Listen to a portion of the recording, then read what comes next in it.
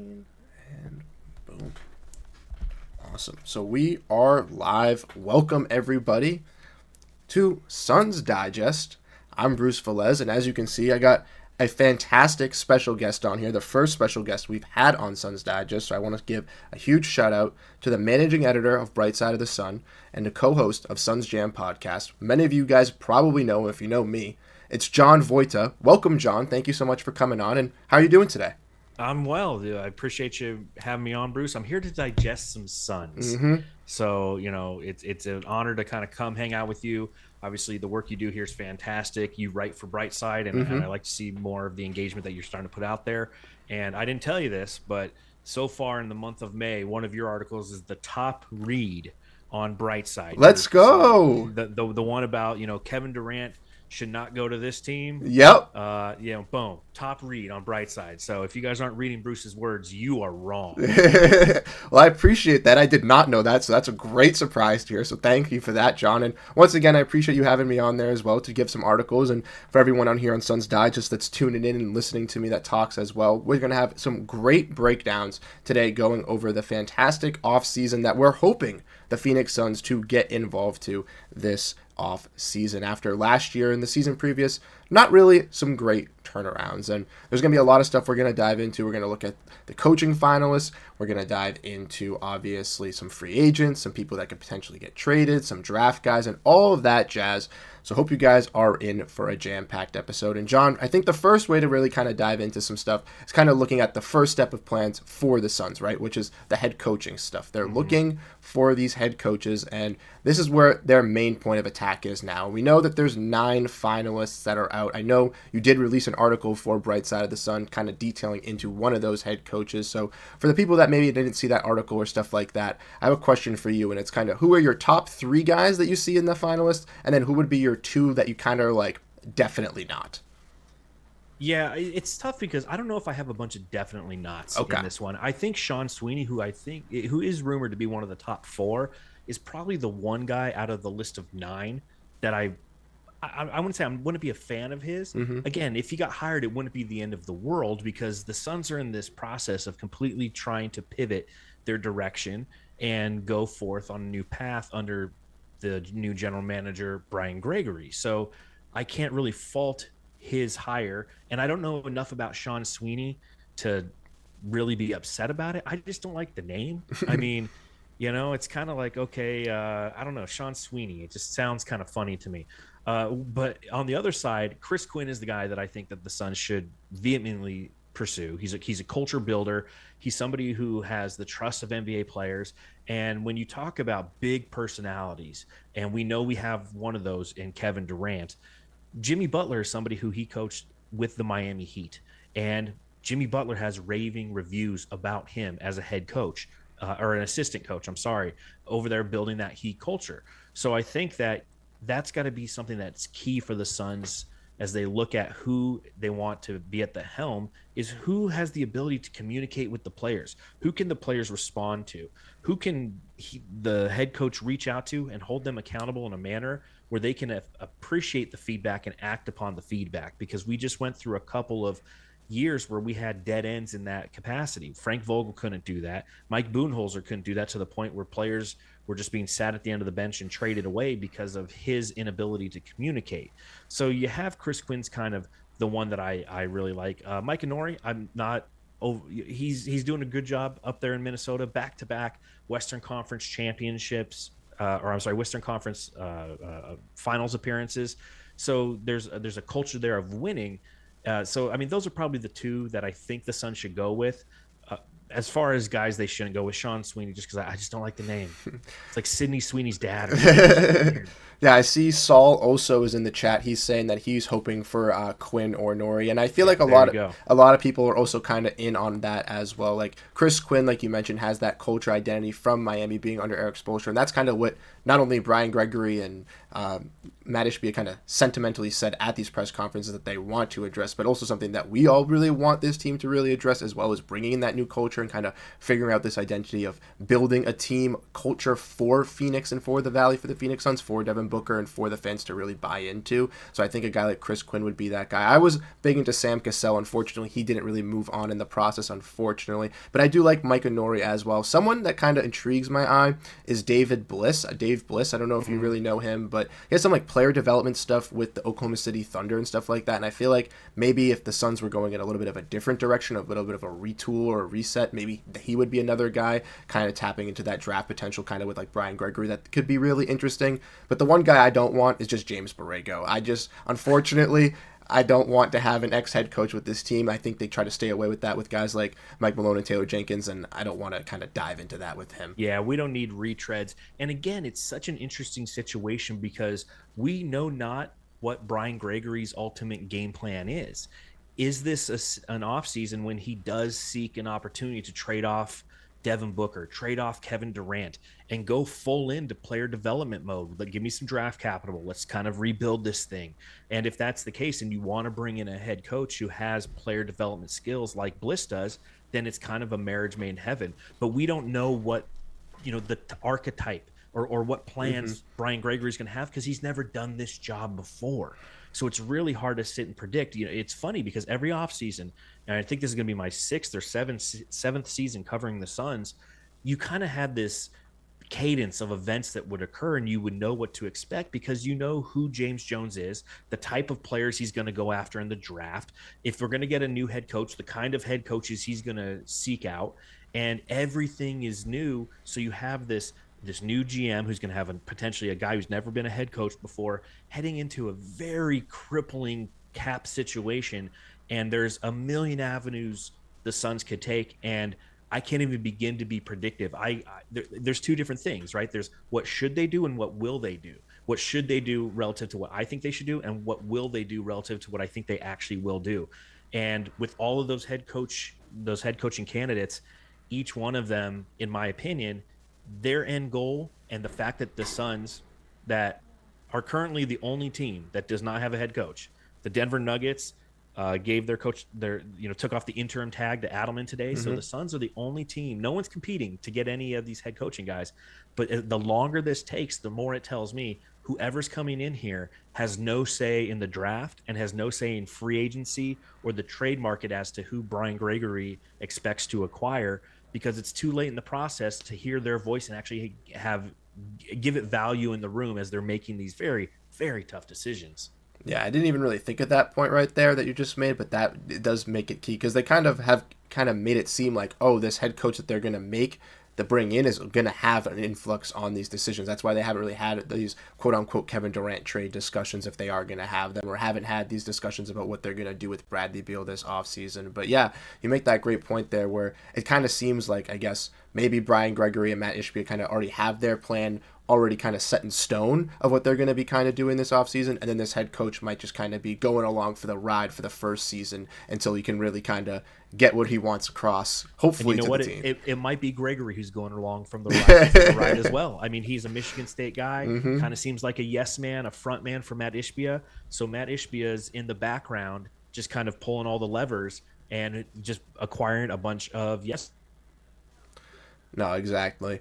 And kind of tying into I muted myself. No, you're good. You're good. Those some big sneezes. Bless you with that. And you got the nice Suns cup. I like that as well. Rocking everything. This thing is old. This thing's been through it, man. Just like us this year, unfortunately, with this Suns team.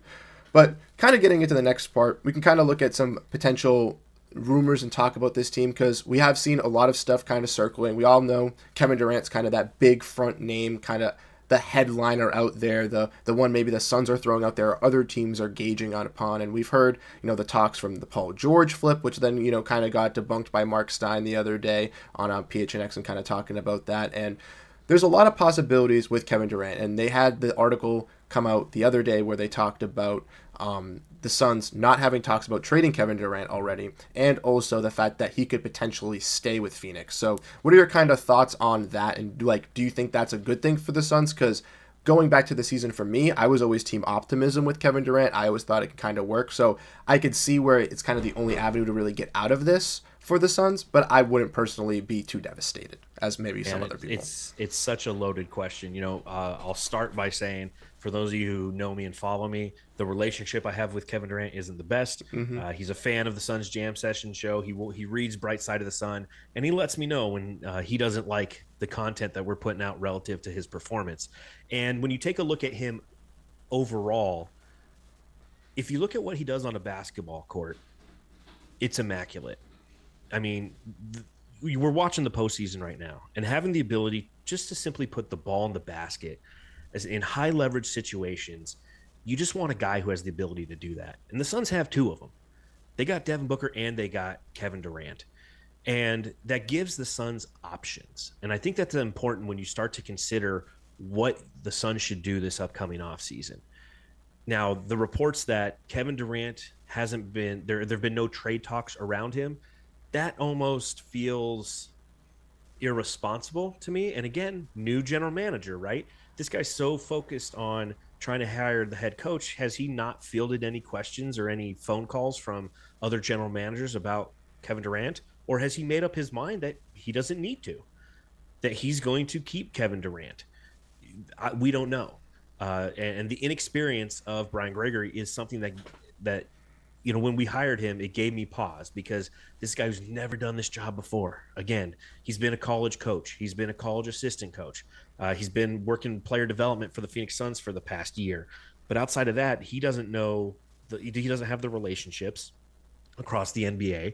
And although James Jones still remains there as an advisor, he's the one who's ultimately going to be responsible for making these decisions and developing those relationships and fielding those phone calls and proactively seeking out what could be available for Kevin Durant on the open market to at least give himself options. It's irresponsible not to at least understand what a player of Kevin Durant's caliber could garner back. Now, with all that being said, and this is definitely something that I've had, now a month to think of, and more than a month, because Kevin Durant went down with the injury, and it's something we've been all thinking and talking about since the trade deadline is, shit, what do you do with Kevin Durant this upcoming offseason? Do you trade him? Do you try to get some assets back? Yada, yada, yada.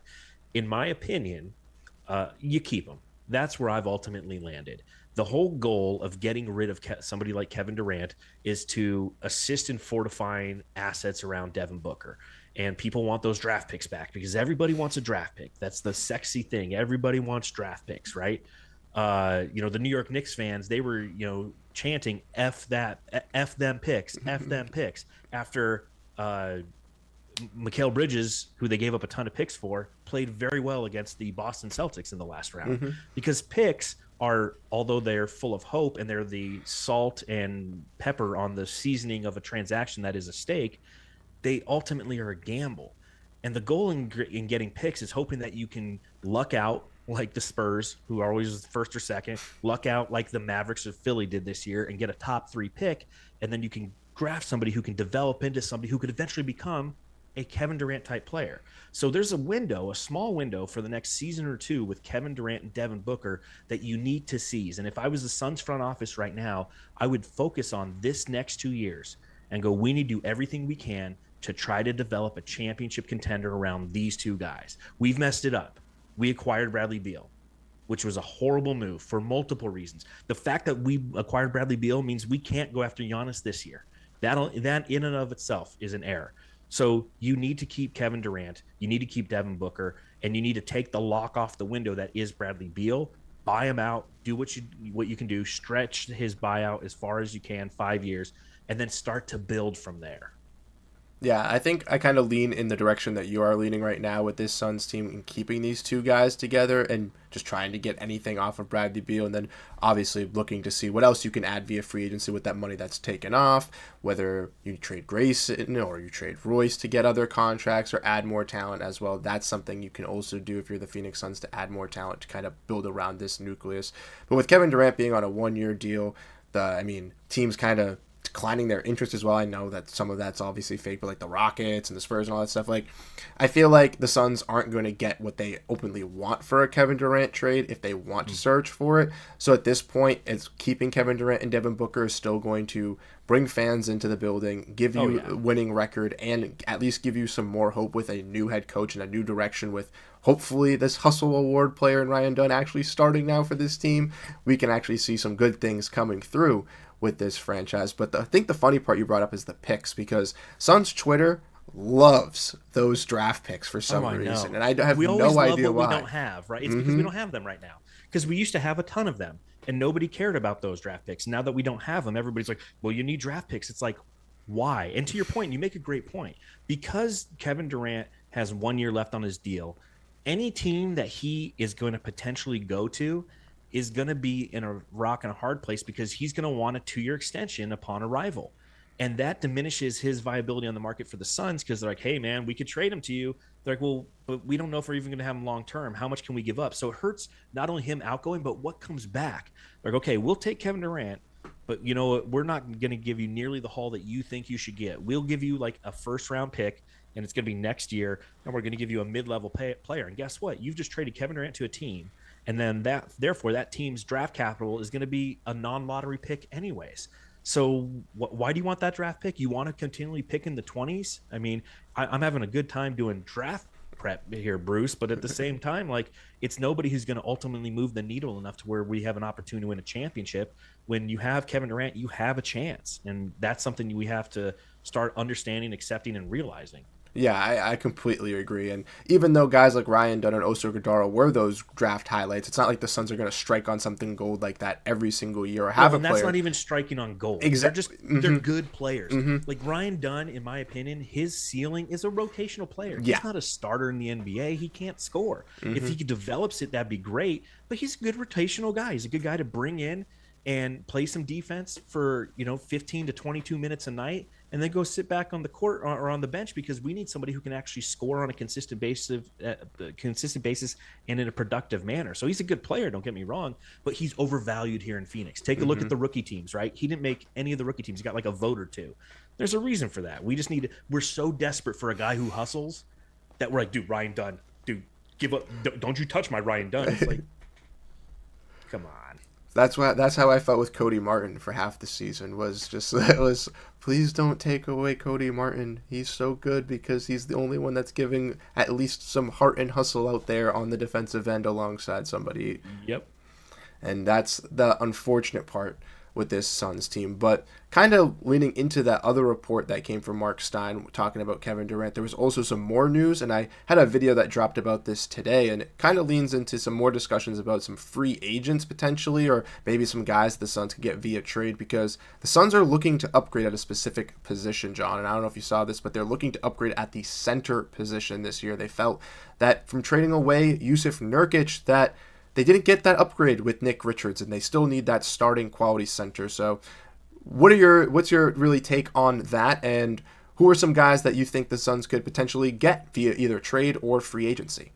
Well, I'll say that, first, before I go into that real quick, just addressing one comment, because good old King Nacho follows you just like he follows me. And he says, we need draft picks to fix the mistakes of the front office, a.k.a. Beal.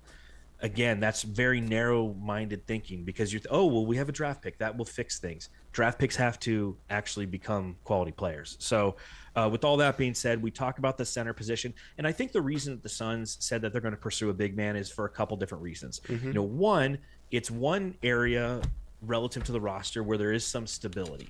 Nick Richards will be back next year because his contract is unbelievably friendly for the team. It's $5 million for next year. He's a quality backup center. But the other reason I think that they're saying that is because as I've gone through and I've looked at all of the unrestricted free agents this offseason, the only position that actually has quality players, in my opinion, that can be productive is the center position. And if you look at the way that the Suns could approach this offseason and how they can free up cap space by buying out Beal and then stretching that contract, by waiving Cody Martin, by not opting in to Vasa Micic, all that collectively will open up about, do the math, carry the one, about $49 million worth of cap space. which will put you not under the cap, but very comfortably under the first apron if they go that route. And then you start to look at some of the names that are available at center. Now, Brook Lopez is going to be an unrestricted free agent. He's kind of old. Clint Capella, who's going to be about 31 when the season starts, he's a name that everyone kind of perks their eyes up or their ears up and starts looking that way. You know, he made 22.9 last year. Steven Adams is going to be 32. 12.6 is what he made. Kevon Looney at 29. He made 7.5 million last year. So there are some names that are starting level centers that can give you stability at that position, knowing that you have Nick Richards to back that person up, who's going to give you some rim running, who's going to give you some defense, who's going to give you some minutes here and there. You know, again, probably about 20 minutes a game. But if you really play your cap card right, you can make a run at somebody like a Clint Capella on this team, and it could really work out positively for the Suns. Now, with all that being said, if you give somewhere, you got to take from somewhere. And if you're going after Clint Capella, again, who knows if he'll make the same amount of money he did before, again, 22.9 million. But if you go after him, you're going to have to sacrifice elsewhere. And the point guard position for the Suns is really going to be a challenge this upcoming offseason. Tyus Jones, Monte Morris, I doubt one or both of them will be back. The point guard position in free agency is unbelievably gross. The only way you could really upgrade that position in any capacity would have to be through a trade. Grayson Allen or Royce O'Neal. And the more I research the Grayson Allen contract, I just don't see a lot of teams that want to take that contract on. That's the challenge. But the center position, if the Suns are saying that's where they want to upgrade, the reason is because there's actually upgrades to be had there. Well, that's good to know for the Suns fans that, like, because I know in some of my articles that I've written for you as well, a lot of people have said, like, we need to trade for a center when we trade Kevin Durant, or if we trade Kevin Durant, like, they really want an impactful center. And I feel like the only trouble with kind of doing that is there are not a lot of teams that have that center that's available in a Kevin Durant trade that the Suns could really navigate and get. So I feel like free agency is kind of only where they can address that need as well, like you mentioned.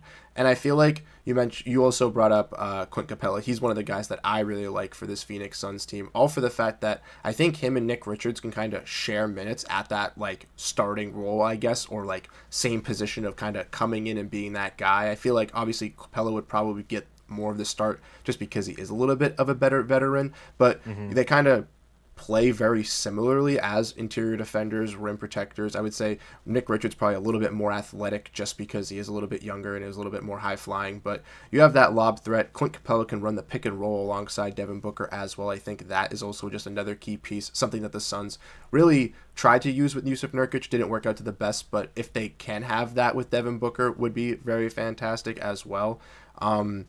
Brook Lopez, I wouldn't mind either. I just think he's a little bit older, maybe out of the Suns' price range. Miles Turner's the other one that's also, I think, out of the Suns' price range. I would have loved if they could have gotten him back in the day when they had the option with DeAndre Ayton in Indiana. Like, I feel like that would have kind of been a match made in heaven for the Phoenix Suns back then. But I like Clint Capella, and I think he would just kind of add some great versatility alongside Nick Richards. And then there's also my other guy in the center department, which is Sandro Mamukelashvili, who I know you like. I know I saw, I was watching Locked On Suns, and Brendan Clean also said he likes him. So I'm happy that there's at least not just me from the alma mater of Seton Hall. There's actually some Suns fans that do some research that like Sandro, because not only do I think he could add some great shooting as a cheap big as well on the fringes, but also I think he'd be a great culture guy. He has a great character, great personality. I think he could be that kind of like new, maybe I don't want to put this curse on him by saying this guy, but like a bull for the Suns, like, you know what I mean? That new fan favorite. I think he would fit in great. I feel like he's somebody who could be obtained on a veteran minimum deal as well. So yeah, he's kind of your third center, but he's that different look, right? If you're going after a Clint Capella type who, like Nick Richards, is a lob threat, although we don't have anyone to really lob them the ball because Devin Booker's horrible at doing lobs.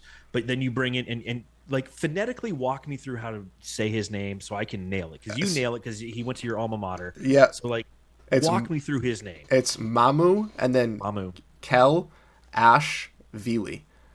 Mamu Kel Ashvili. So Mamu, then like Keenan and Kel, Ashtray. And then what's the end? Vili? Yeah, Vili. So Kelashvili.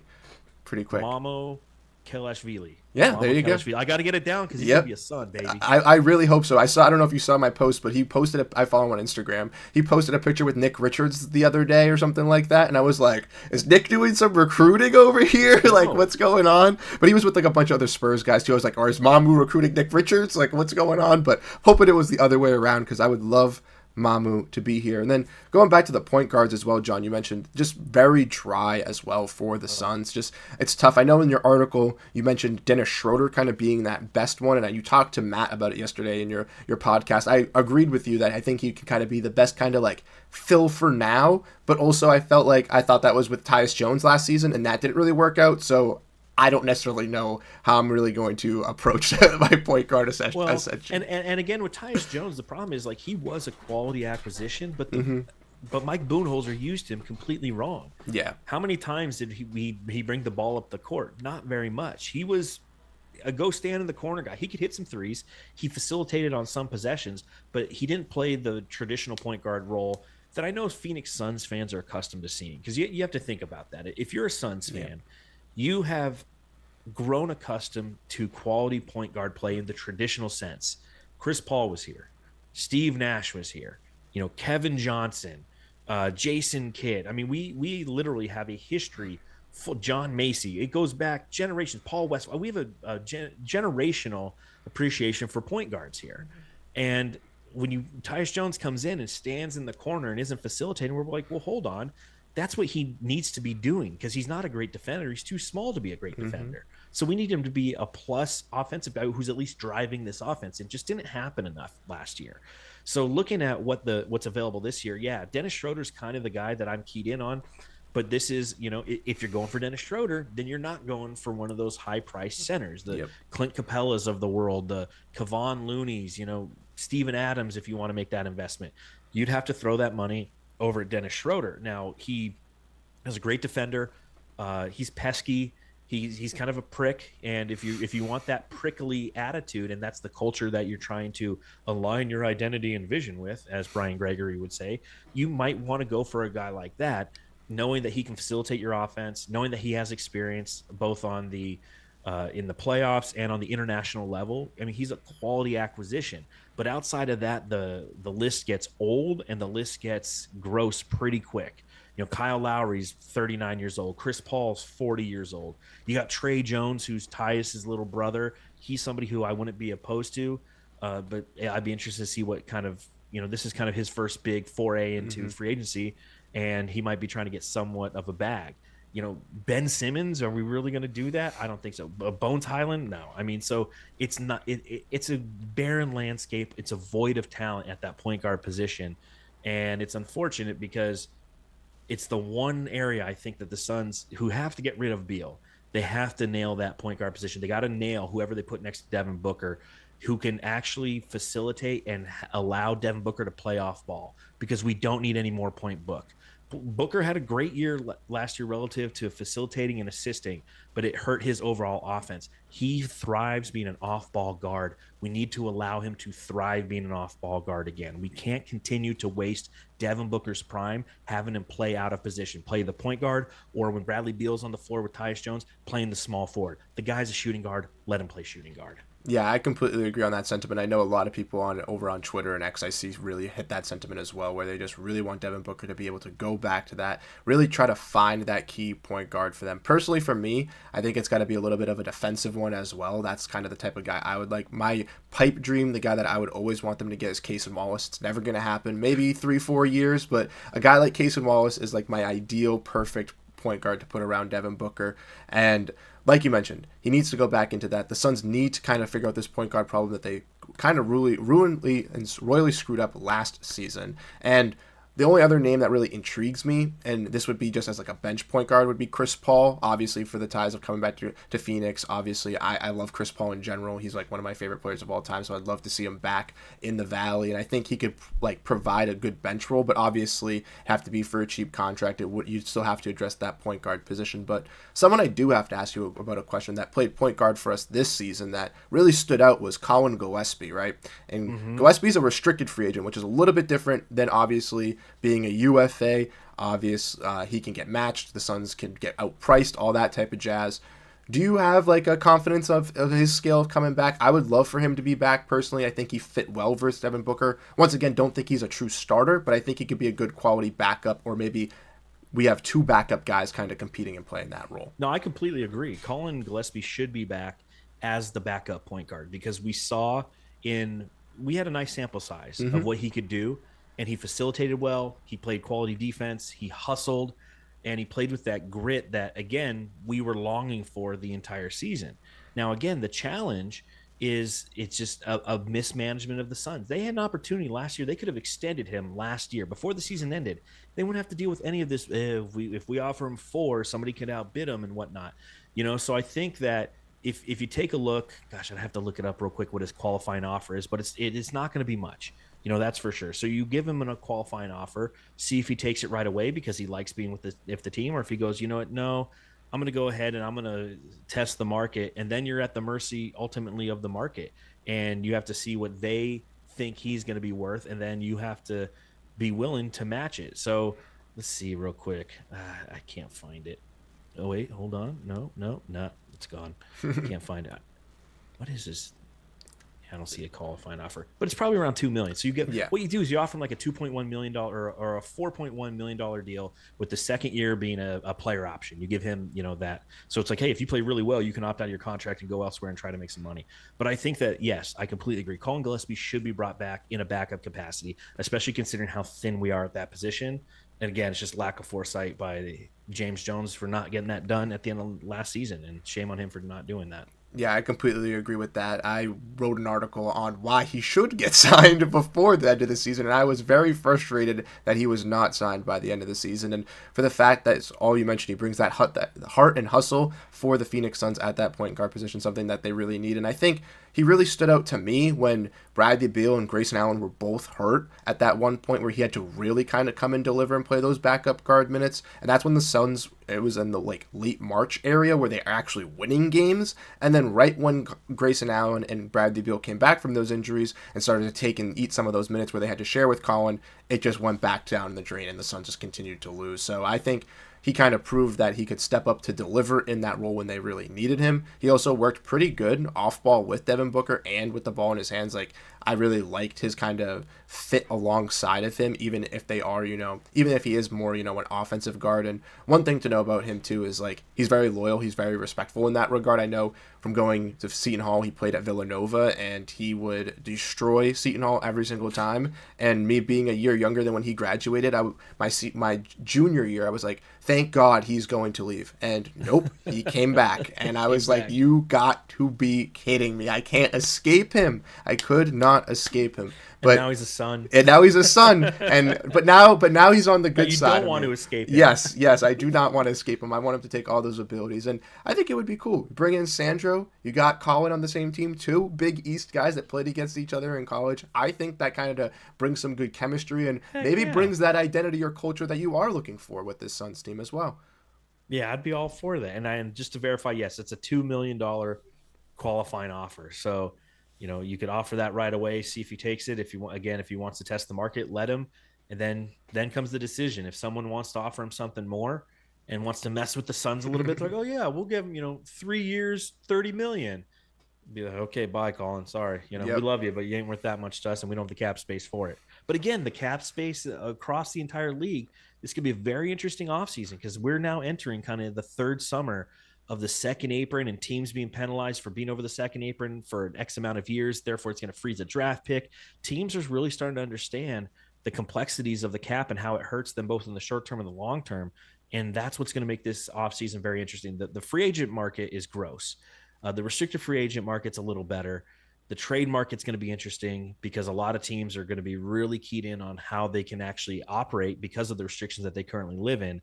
And with all that kind of collectively occurring, it's going to be interesting to see how it affects those mid-tier guys and whether or not people can, if we see the Cam Johnson contracts anymore, because my guess is you're not. People can't invest that much money into one player who's not a superstar ultimately. And that's why, given the space the Suns are trying to operate in, if they're smart, they'll hopefully can take advantage of some of those situations. Yeah, we saw that last offseason too, where just like everyone anticipated free agency and it was kind of just really dry and nothing So was really boring. happening and contracts got dragged out. I remember like it was like really late July and like DeMar DeRozan and all that stuff was happening. I was like, this is like a prime free agent or a prime guy to be going. Why is this taking 2 weeks for this to happen? And it's just because, like you mentioned, that not all these teams are trying to give out all this money because they don't have this money and they know that these now that they're seeing all these teams being in the second apron, they see all these hindrances from the Phoenix Suns or from the Boston Celtics or the Denver Nuggets or the Milwaukee Bucks. They're now realizing like, crap, we can't do this, and maybe that's why you see teams like the Rockets being a little bit hesitant on doing some stuff as well, right? Maybe that's why they're investing in some of the young guys and trying to get the best out of their value. And another contract that's going to, I think, really be affected by that this offseason is Jonathan Kuminga and Christian Braun. I'm pretty sure he's a free agent as well. Those extensions and contracts is going to be cool to kind of see because they're both impactful players, even though Kuminga wasn't really impactful for the Warriors. But it's going to be interesting to see how much money they actually get in the open market and when they actually get their contracts too. Yeah, it's strange because 2 summers ago, I remember I PTO'd half the day because I knew that there's so much information comes in, and that's right when like Drew Eubanks happened, right when the gates opened, and then it was Chimezie Metu, and it was guy after guy after guy, and I was like trying to keep up. Me and the writing team at Bright Side of the Sun were trying to keep up, and okay, you take this one, you take this one. I need somebody to do a scouting review on this guy, and I had no idea who the fuck is Drew Eubanks, and like last year I was sitting around, same thing. I'm like, I'm gonna PTO half the day, I'm gonna be ready, and it was just like talk. Like nothing's happening, and it didn't happen for 3 weeks. Tyus Jones, we didn't acquire till like 3 weeks later. I mean, that's the reality. And it's unfortunate because this new CBA has kind of killed that. And I love that day. I love the day that free agency opens. It's so much fun. It's a whirlwind of information. And now you're just kind of sitting around and, it's that meme of just like, do something, it's just what we're all waiting around to see. So again, this upcoming offseason, I'm really intrigued to see how it all occurs, if we're going to have a repeat of last year and if teams are going to be a lot more reluctant because they're not really competing with as many teams as they were in the past. I got to sign Drew Eubanks fast because if I don't, Sacramento's going to get on the phone and give him a call. It's like, no, well, okay, yeah, let's see if Sacramento's going to give you that kind of money. No? Okay, welcome aboard. Mm-hmm. Yeah, it's definitely going to be interesting to see, especially with those lower tier guys. And even like another one as well, like Sandro, I know we brought him up a couple times, but he was signed like one of the last people of free agency for the Spurs last season, right? He had the qualifying offer. They basically just extended the qualifying offer. No one gave him anything, and he just came back on the qualifying offer, right? Like that's just how he got signed to their team. So like maybe you even see that with a guy like Colin Gillespie, if there is no contract out there for him, maybe that's how the Suns are able to get him back on a $2 million deal. And it's definitely gonna be interesting for not even just the top tier free agents because those are very thin, but for the middle of the pack and on, how it really affects them. Because even a guy like Markelle Fultz last year, who had some injuries, maybe that's why he didn't get picked up throughout the season. He was like someone that everyone was like, how is this guy not on a roster by the start of the season? No, completely agree. And that's what's going to make this interesting. And again, can the Suns take advantage? Can they put themselves in a position where they can take advantage of these mid-tier guys going for cheaper than they could be? That's what I'm excited to see. And if the Suns can, maybe we can inject a little bit of hope into a franchise that, quite honestly, a lot of us are feeling hopeless. I mean, that was a very deflating season. We are the highest paid team in the history of the NBA. We didn't even make the playoffs. We're staring at a season in which we're going to be, we're going to have the same amount of contracts and they're even higher, so maybe there's an opportunity to circumvent some of that and inject a little bit of hope. But I know that at least me personally, I'm trying to be as real. I'm sticking with the realism side. I got a little too hopeful last year, and prove me otherwise. Great, Brian Gregory sounds cool. Okay, whatever. Yeah, show me. You can say what you want all day. You can tell me all the corporate buzzwords you want. You guys got to show me. So start to show me. Yeah, I agree as well. I think this offseason, Tyus Jones, Mason Plumlee, the kind of big free agent signings, they kind of wooed me a little bit too much this offseason as well. Yeah. So I think I'm going to have to be more paying attention to that and kind of analyzing, I guess, in depth how this Suns team really evaluates how they handle free agency. And then the last part we can kind of really get into, John, is looking past or before free agency beforehand, but the draft. Isn't that dumb, by the way? Yeah. Like I literally, I was writing something because I'm for those of you who read brightsideofthesun.com, I have like a huge piece that's going to come out. I think June 1st is when I'm going to publish it. And it's literally step by step how to fix the Suns, in my opinion, knowing that every step of the way is an opportunity for debate. And if I was smart, I'd probably break this thing into like 5 different articles. But I would just want this like my opus. Mm-hmm. And I was adding a little piece to it today. Because one of the ways that I write my articles, for those of you who listen quite often, is I do a lot of Google speak to text. I just talk, I go to Google Docs on my phone. I start talking into my phone. And then when I get home, I pull up the Google Doc and then I can edit it, but I can at least get my train of thought out there. Mm-hmm. And that was my train of thought that I was like literally talking to my phone on the drive home. It's like, I can't stand that they do the draft before free agency. Like in the NFL's got it right. In the NFL, you make all your transactions. Okay, where do we have some gaps? Okay, perfect. We need a linebacker and we need a cornerback.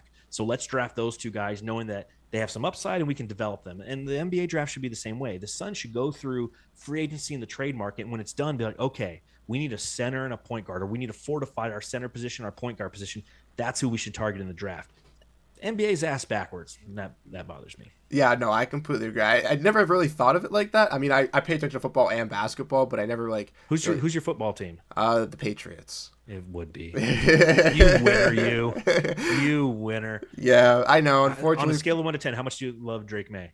I would say an 8. He was one of the guys that I was very, very, very locked into for this team. And my friends wanted Jaden Daniels. I know that Jaden Daniels was going to be good too, but I was like, they were kind of freaking out about Drake May. And I was like, nah, he's going to be good. And I think we're going to be set up okay. And you're okay with the lineman that you drafted who has short arms? Yes, I am. His blind side? I'm okay with that because I think he'll be fine. I trust him. He was shocked that New England had trees, which I thought was hilarious in his pregame press interview. So I thought that was absolutely hilarious. But talking about the draft, we know that the Suns have picked 29 and 53. Am I 52? The 52 vaunted 52 position, which is where they drafted Tomani Kamara, who's now second team All NBA defensive guy. Don't bring that up on Twitter. Some people will come at you with pitchforks with Tomani. Yes, they do. But with the draft this season, there's a lot of people. I know you texted about it today in the group chat, asking kind of some of our that write for you who we're kind of interested in. I haven't done that much research. You've done a little bit more. For some Suns fans that are going to be getting some draft coverage soon, but haven't really got much here on Suns Digest, who are some names around 29 that do you really think could really make an impact for this team immediately? All right, so the first question, and again, this is what makes it such an impossible question to answer, is like, what do you think the Suns need? And it's hard to figure that out because we're going to have to do the draft before we do the rest of our roster building, so we can't really identify a need yet. But if you break it into 3 different categories, there's the guard, there's the wing, there's the big. So 3 guys, one in each area. I'll start with the guard position because I feel like that's maybe we do go guard. I don't know. I'm still working on my thesis. I don't know exactly which position I think they should go. But if you're going to go guard, Walter Clayton Jr. is kind of the guy who's going to be falling right in that area, who the Suns could take a shot at. Walter, for those of you who don't know or don't remember, he led the Florida Gators to a national championship, was unbelievably clutch throughout the NCAA tournament. 6'3", 22 years old, played a couple years at Iona, a couple years at Florida.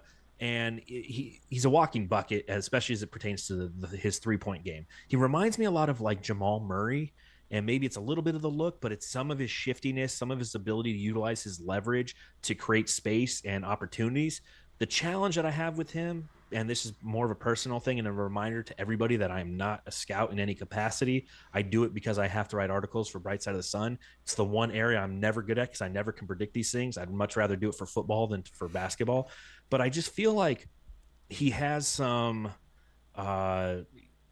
he's a little undersized. He's more of that point combo guard, which is a good thing. I mean, that's what Jalen Brunson is, and SGA, all the modern guys. He's not an elite playmaker. I just don't know if, from a deliverable standpoint, if you factor in his physical limitations, I just have my doubts on him. But again, he's somebody who could fall in that area. And if we're talking about, hey, we need somebody to fortify our guard depth because we know that we're gonna take a swing at like a Clint Capella type, he's the kind of guy you could bring in. I will say that at pick 52, there's a kid out of Duke that I actually kind of like more. what's his name? I had it.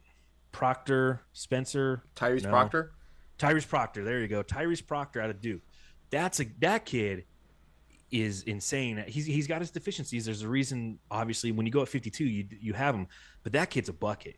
If you want to add a little bit of depth behind Devin Booker, a couple years out, that's the kid that you draft at 52. If you're looking at more of the forward position, Yaxel Lendenborg, I'm telling you, watch this kid's highlights, man. UAB might not come out because he has something pending with the University of Michigan, but if he does come out, he's 6'9". He reminds me a lot of Obi Toppin, who I was huge on coming out of the draft. In fact, my first article that I ever wrote for Bright Side of the Sun was a draft preview or a March Madness preview right before 2020. I literally started writing for Brightside, and like a week later the world ended. But like it was a March Madness preview on Obi Toppin because I loved Obi Toppin at Dayton. And Yaxel Lundenborg reminds me of him, and he also plays defense. This guy is a back-to-back defensive player of the year in the American Conference. The kid is insane. He jumps off the charts, and if he's sitting there at 29, the Suns, I feel like they have to take him. And if you look at it, like ESPN has him going 26 to the Nets. Bleacher Report has him going 31st to the Timberwolves. The Hawks at 22nd is where USA Today has him. So he's kind of fallen all over the place right now, and it's scattered. If you're looking for a big, this is a draft where there's a lot of bigs that kind of end up aligning with where the Suns are drafting. And I think the guy that I like the most is the big guy out of Creighton, Ryan Kalkbrenner. 7'2". He's huge. He's still a little lengthy because obviously he's a younger kid. He's 23, I believe, though. But he can shoot the three ball enough to keep opponents on their heels. So he's got a little bit of that stretch five to him. But if he puts the ball on the floor, he can handle himself. He's really good finishing through contact, quality defender. The only downside of him is he's not a great rebounder. So when you talk about Mamu Kelashvili, he's kind of like him, just a little bit bigger, but he's got, and the shot's not as pretty, but it is a good looking shot foundationally. So he's another guy who I feel is going to be there, ready for the Suns to draft if need be. And the only other big who's out there who you might want to keep your eye on if he ends up going is Maxime Renault. And that's another big, where did he play? I wrote a review on him. I don't recall. I think it was Stanford. Yep. But a big kid out of Stanford. He can shoot. That's the difference. He can shoot and he can rebound a little bit better. So all those guys are all kind of be clumped right in there in that aspect of the draft. And those are some names to kind of keep an eye out on. And if you guys want to know more about that, every day for the next week, I'm going to have a story on each one of these guys on Bright Side of the Sun, breaking down some of their abilities, some of my observations, and some video on these guys as well. I was going to say, definitely check out those articles. I definitely have gotten a lot of my information from John's stream yesterday, where he did it on Suns Jam, where he talked about Yaxel Lundenborg, who I found out was an Obi Toppin project type guy from yesterday's stream. Watched highlights, saw it, was like, this is the guy that the Suns need, because I wanted them to trade for Toppin this draft season. Yes. And Saul H. Soto also wants them to draft an athletic power forward. He's sold on him right there. That's and your guy, Big Saul. Merc brought up Maxime Renaud. I know he looks very good as well. He has that great shooting aspect, like you mentioned, for a big man. He's really done good in the combine. I think he might get a little bit out of that range for the Suns, unfortunately. But I would love to have him as that stretch big. Kalkbrenner as well went to Creighton. I saw him play. He was very, very solid. Like you mentioned, kind of like Mamu Kelashvili, but has that 7'2" size that no one really does have on the Suns, right? I believe Nick Richards is above.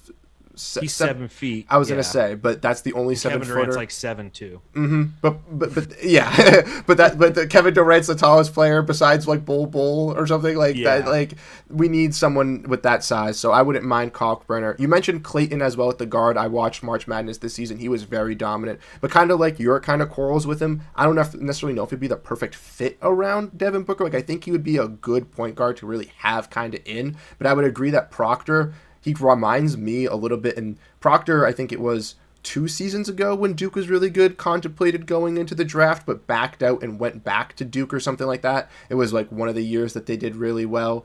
where they like, made it really far. But he kind of reminds me of Tyus Jones a little bit as well, just like a little bit of a younger version, maybe a little bit gifted more offensively, but that pass and taller too, which would definitely help. The thing I like about him, to your point, is he decided he led them in assists for 2 years, and then he decided to come back. And then, gosh, I forget who was their point guard this year, going in the draft. Is it Kneppel? Yeah, Kneppel. Kneppel ended up being their point guard, and so Proctor adjusted his game, just like Grayson Allen said at Media Day last year. He's like, when I went, or it was last year or 2 years ago, he's like, I played there 4 years. I played 4 different roles in my time at Duke. Coach K needed me to do 4 different things. And that's what Proctor did, is he was like, I will be the facilitator. And they're like, okay, we have a facilitator. He's like, I will be your scorer now. And he did that, and he did it well. And that's at pick 52. That's a guy I really feel could be a good steal for the Suns this year. I was going to say, I saw him when you sent the depth chart thing that you sent, and I was like, ooh, that looks like an interesting, but I didn't know how it got him. And now that I know it's 52, I'm going to have to definitely get invested in that. And then another guy I like, too, at the wing is Nick Clifford. I don't know if you know much about him, but he played at Colorado State this season. He was in the tournament. He's kind of like a switchy 3-4, can play some solid defense, can kind of cut to the rack, be pretty solid. Once again, he might go a little bit before the Suns unfortunately get their pick, but I do like him. And if the Suns do trade for a lottery pick, I like Thomas Sorber. Or if they get kind of outside the lottery. I know Sorber's kind of like, some mocks he's like 10 to 14, some mocks he's like 17, but if somehow the Suns could move up from trading a Grayson Allen to getting a first round pick late in that round, and just to add and get a little bit cheaper but still add a role, or trading a Royce O'Neal and getting that, I think a guy like Thomas Sorber, if they could get him, would be absolutely fantastic. I know he had a little bit of a foot injury, but he has like a 7'6" wingspan or something like that. He's pretty gifted. One of the top ones at the combine. And he's a freshman, so he has a lot of room to grow with this Suns team. Obviously, it's not like a win now player immediately, but I think he could grow alongside Devin Booker in that pick and roll and be a fantastic center growing piece. And obviously, living out here in Arizona, Carter Bryant is a guy, if we trade into the draft, the challenge I have with Carter Bryant is a challenge with a lot of players. Like, we have Ryan Dunn. Like I said, Ryan Dunn isn't probably a starter, but that depth chart, he could get kind of buried there. But again, like Carter Bryant's a young kid, right? He's not even 20 yet. So bring him in, allow him an opportunity to grow. And again, as we try to navigate this draft, that's the question that we're asking. Are we looking for impact now guys, or are there going to be minutes and opportunities to allow these guys to kind of slowly grow into things? And it kind of brings us back to the top of the conversation with the new general manager. We just truly don't know which way we're going to go. And that's what's going to make this. I always say it about the Suns, man. They're not always good, but they're always interesting. They're always interesting, and it's going to be a very, very interesting offseason. Yeah, I feel like the last couple off seasons, like you said, have been interesting in themselves with already like the problems that they've had, and the fact that this one is even going to be more drama ensued, more interesting, have more shenanigans, I guess, going around behind the scenes and all that stuff. It's going to just be one fun thing to unpack. Just diving into it. This will be interesting. The past ones were exciting because we really felt that we were just a couple moves away. 2 summers ago when we got Bradley Beal, I didn't agree with it. Didn't make sense, but it was exciting, and I admitted that when we did a live podcast right when it happened. It's like, okay, we're taking swings. I like this. We're getting in the batter's box, and we're trying to hit home runs. Now, what we ended up doing was striking out. And then last season, after we had such an interesting season before where we just were horrible in the fourth quarter, had we won half of the games that we blew in the fourth quarter, we would have been like the 4-3 seed. We end up getting swept out of the playoffs. It's like, okay, we need to make some quality additions on the edges of the roster, and we need to bring in impactful rookies. And we did both, and we were worse. So that's why this is interesting. This is not an exciting offseason for Suns fans. It's a stressful one, but it is interesting because we're going to learn what direction are we going to go. Are we going all in again? Are we keeping Beal? Are we keeping the quote-unquote big three? Are we letting one of them go? How are we approaching the draft? Are we trying to bring in youthful prospects that Brian Gregory, who says he likes player development, wants to try to develop and make them into stars one day, or at least quality rotational players? Or are we going to get a little bit of those older guys? The guys that I mentioned are all 22, 23 years old. Those guys are kind of impact now guys. Kalkbrenner's an impact now guy. Yaxel's an impact now guy. So what happens in the draft could unlock the key for us understanding how this team wants to operate moving forward, because due to the tax implications that this team's under, those draft picks are valuable to us because they're going to fill roster spots that we can't afford to fill otherwise. When you have the 29th pick and the 52nd overall pick, that combined salary for those two players is going to be $4.8 million. And that's 2 roster spots, and you have to fill a roster. So they're going to be important. How important they're going to be and what we relative to their youth is going to dictate what this team might end up doing in free agency / the trade market.